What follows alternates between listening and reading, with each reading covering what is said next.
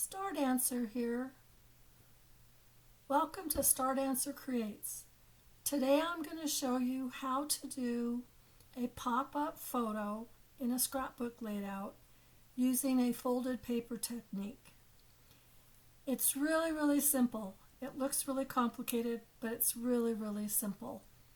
So I hope you enjoy this video, and as ever, if you can hit like and subscribe, that'll just let you know when I put up a new video.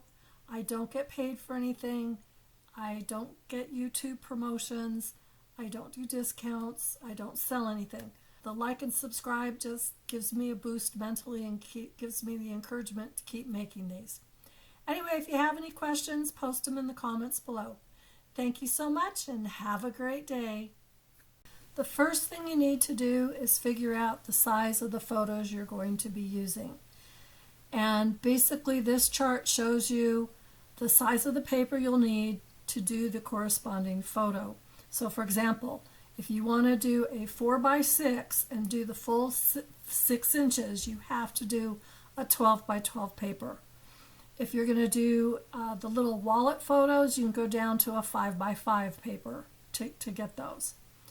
This also lets you know how much twine you need, and also which of the above in that first picture were good for the digital, true digital, and good for the schoolwork or wallet size photos. So that's pretty much it, and hopefully that'll help you figure out your measurements for the next part. For this next part, I'm just going to show you how to fold the paper. So right now I'm using a 12x12. In the next part, I will actually show you how to do the one you saw at the beginning of this video, which is an 8x8 that allows for 4x4 photos. You can use pretty much any paper you want. I recommend lighter is better. Find a 12x12 paper, again lighter is better, fold it in half, and the reason lighter is better is because this gets pretty thick when you add the two sections. Fold it in half again, and notice I'm going the same way. That's why I used a single-sided paper so you could see this. Now, flip it over and fold it the other way. And this is going to make it so much easier to do the next step. Once you have it folded, you're going to flip it so that that diagonal folds on top, push it in the center, and bring the two ends together. That allows the paper to fold into what is now a 6x6. And it will open up depending on which way you want it to open. And which way it opens, if it's the bottom piece, it needs to have the opening on your right-hand side. If it's the top piece, the opening has to be on the left. So this time I'm using a double-sided piece of paper. Again, it's fairly lightweight. And with a double-sided, it's a little tricky because you have to kind of figure out what side you want to be seen when you open it up. And right now, I'm going to use the score blade because that's a little bit easier on the horizontal folds, and when you're doing the smaller pieces of paper, it's easier on the diagonal folds as well. So you just score it and then fold it again, and the halves will be there. I'm just showing a 12x12 won't fit diagonally. So fold it in half, then open it up after you get that fold and fold it in half again. Those are now the inside folds. You're going to flip the paper over.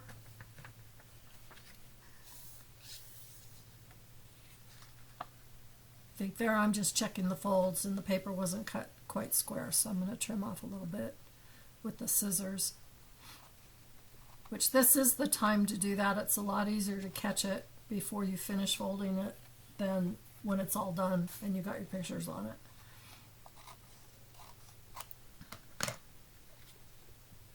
So again, flip it over and then do the diagonal fold. And line up your corners as best you can. Again, if it's a smaller piece of paper, you can use the score blade for this, and it's a lot easier. And when you see me do the 8x8 piece of paper, you will see the score blade method for the diagonal. And I don't use a bone folder for this because you don't need that kind of severe crease. I just use my fingers. If you're using a thicker cardstock, I would use a bone folder. So again, you flip it over so that diagonal folds on top, and then hit it in the center, and it'll just automatically come in for you. And then you want to crease the edges. So again, depending on how you want this to go, depends on which piece is going to be on top. And here I'm just marking this is the side I need to glue, and that other part's going to go. So you can see if you do a 4x6, you're going to have a little bit of a margin.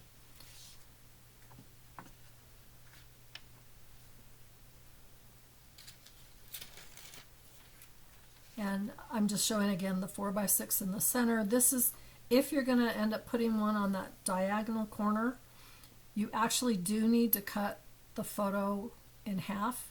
So you mark where the diagonal hits after you figured out where you want it on that, and then you cut along that line. So again, I've figured out I want so much at the top, so much at the bottom. Line it up, double check it, always measure twice, cut once. And then you can either fold it or you can use your trimmer, whatever's easier for you. But you can fold it and cut it, or you can use your trimmer.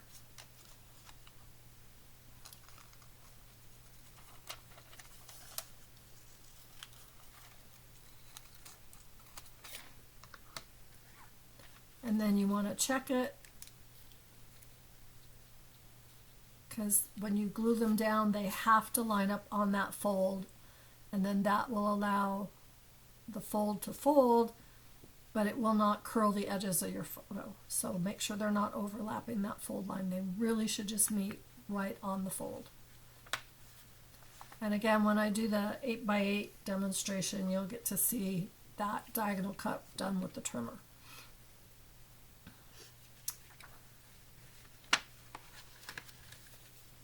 So that's basically how you fold it.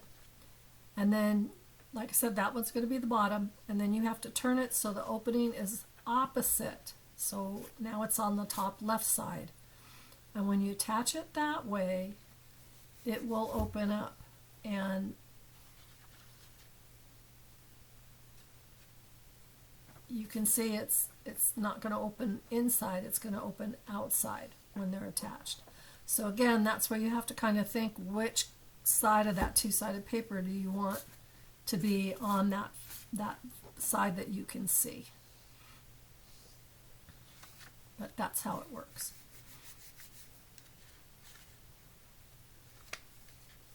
And I just used my repositionable adhesive for this.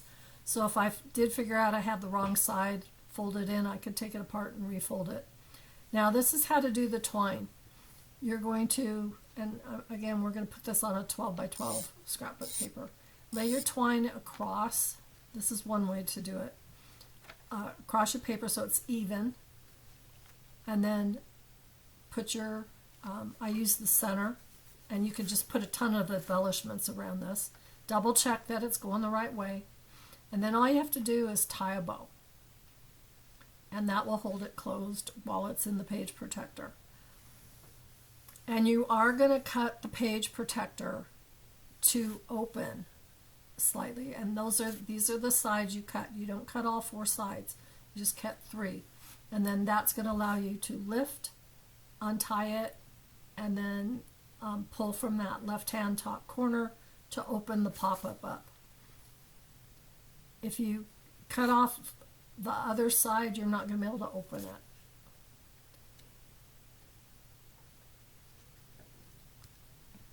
And you can always get 3 pictures on for sure.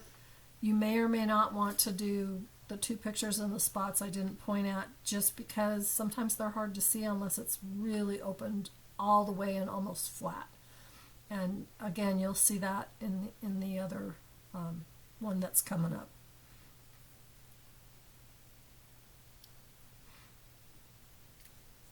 So the next way to do it is with a brad.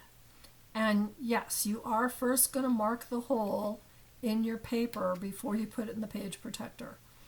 And then what I did is I made a little loop on the end. And again, I just kind of opened the brad up so I could measure this out. But I made a little loop on the end and I tied a slip knot. You can just wind it if you want. This is showing how to wind it.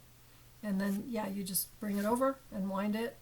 And to unwind it, you unwind it and lift it up. And the actual pulling of the string will remove the page protector. And then when you want to close it, you just wind it again. And that actually seems to be the best way to do this. Now, here's the thing. Once you have your brad in, you then have to take the brad out and put the page protector, put it in the page protector, and then poke a hole just through the top part of the page protector.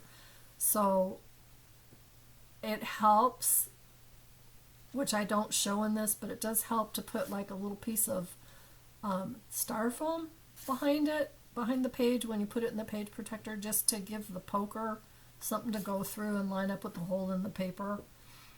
And then it's easier to put the brad in. So this is an 8x8.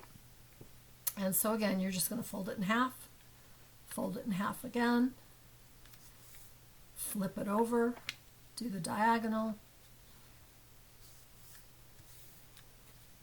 and flip it over, push in the center, the diagonals will come together, and now you have the 4x4.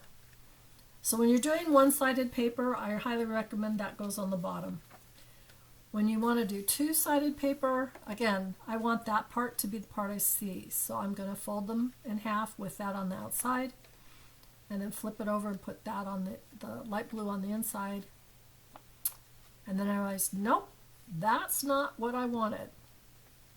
So I really needed to fold it the other way.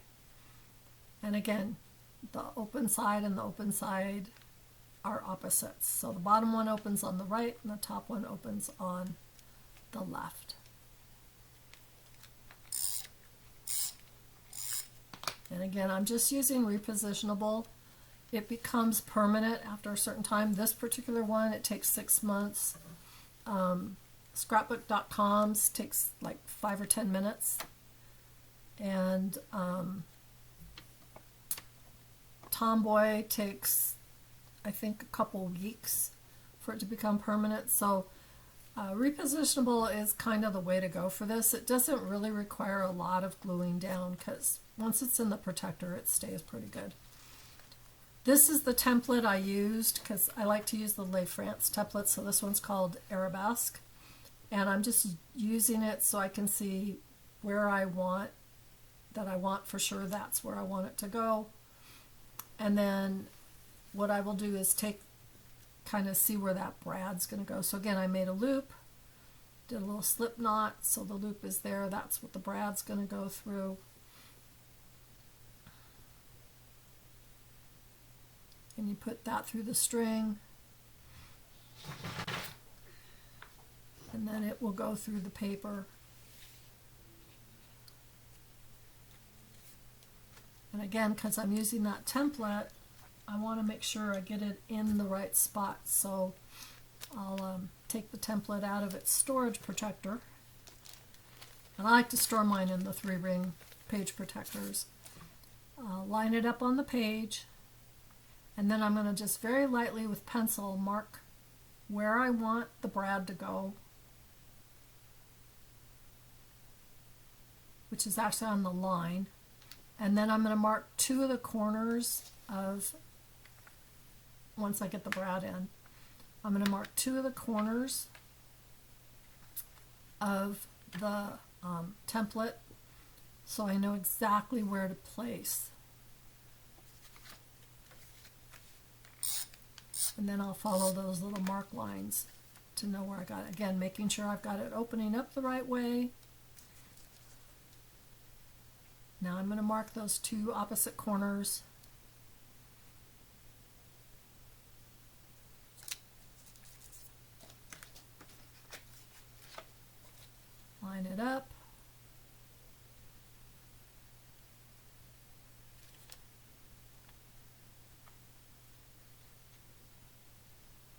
Always remember to put your twine across before you put it down.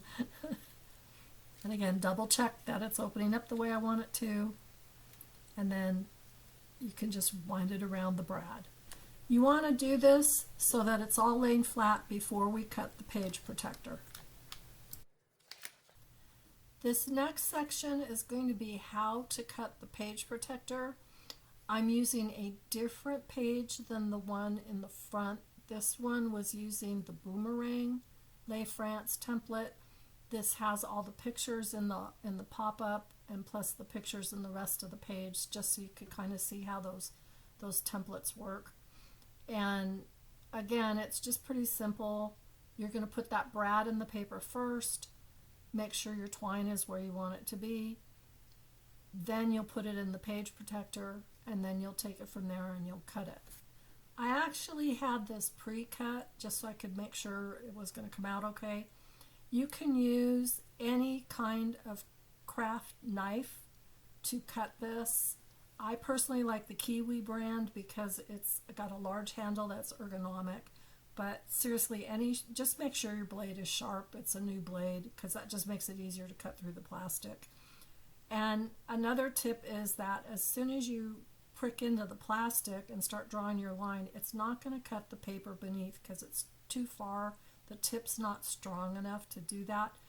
So you just really need to press hard enough to get through the plastic and then kind of just slide along the edge of the pop-up to use it as a guide. And then when you lift that paper up, if it sticks, the plastic up, if it sticks, just slide your knife in and kind of tweak it and it'll cut those corners apart for you. I like to turn the page sideways to do the cutting just because it's a little bit easier and it reminds me I'm not cutting that back fold.